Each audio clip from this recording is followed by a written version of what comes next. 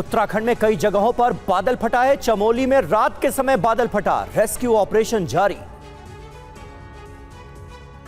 उत्तराखंड के रुद्रप्रयाग में भी बादल फटा, घरों को पहुंचा नुकसान। नेशनल हाईवे पर कई जगहों पर लैंडस्लाइड से आवाजाही ठप।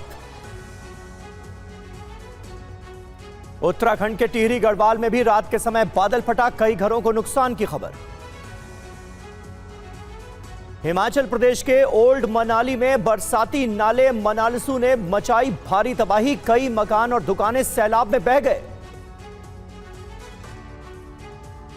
सैलाब से तबाही के बाद मनाली में पैदल आवाजाही के लिए रास्ता तैयार किया गया। गाड़ियों की आवाजाही अभी भी बहाल नहीं हो पाई।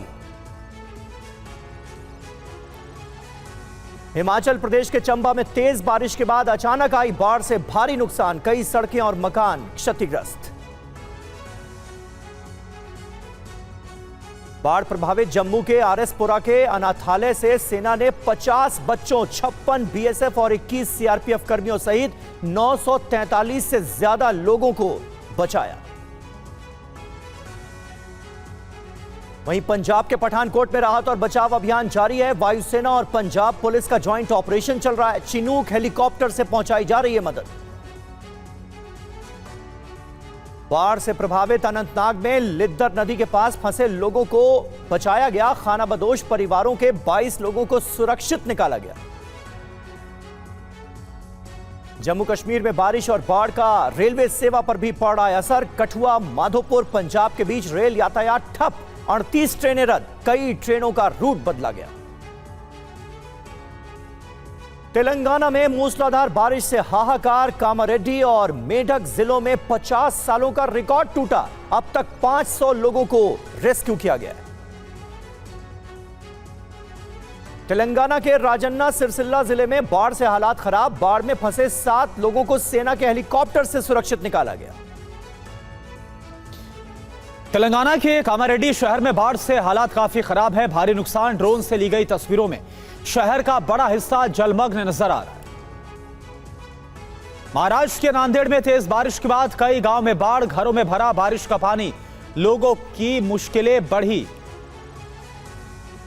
महाराष्ट्र के वाशिम जिले में तेज बारिश के बाद कारंजा शहर में जलभराव, सड़क और गलियों में भरा कई फीट तक पानी।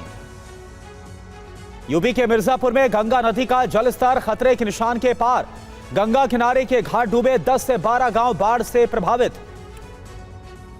जापान के टोक्यो पहुंचे पीएम मोदी, 15वें वार्षिक शिखर सम्मेलन में शामिल होंगे। एयरपोर्ट पर शानदार स्वागत। प्रधानमंत्री ने कहा यह दौरा मौजूदा साझेदारी को और ज्यादा गहरा करेगा। जापान दौरे के बाद कल चीन रवाना होंगे प्रधानमंत्री मोदी, तियानजिन में एससीओ समिट में हिस्सा लेंगे। आरएसएस प्रमुख मोहन भागवत ने कहा, मैंने कभी नहीं कहा मैं रिटायर हो जाऊंगा या कोई और 75 साल की उम्र में रिटायर हो जाए। बिहार के दरभंगा में राहुल की यात्रा में प्रधानमंत्री मोदी को मंच से गाली देने वाले अभियुक्त रफीक गिरफ्तार, कांग्रेस से जुड़ा बताया जा रहा है। यह रफीक गृह मंत्री अमित शाह का social media post, Congress RJD के मंच से प्रधानमंत्री और उनकी मां पर अभद्र टिप्पणियां की गई। प्रधानमंत्री को अपशब्द, लोकतंत्र को कलंकित करने वाला।